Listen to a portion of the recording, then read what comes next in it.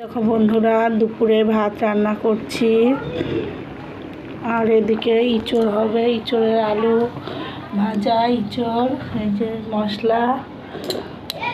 এই দেখো বন্ধুরা, তেল গরম হয়ে ধোয়া উঠছে, এবার মশলা দিয়ে দেব। মশলাটা ভেজে নিই, পেঁয়াজ দিয়ে ভাজা ভাজা করে নিলাম।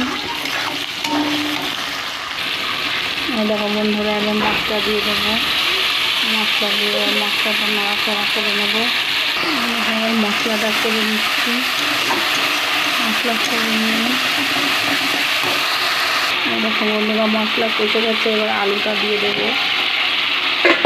দিয়ে নাড়াচাড়া করে নেবো।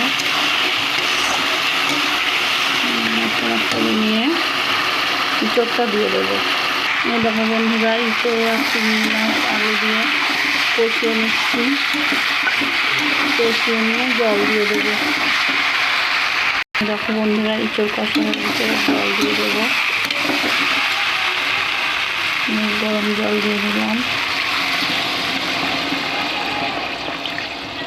খেতে খাবে বন্ধুরা, চলে এসো।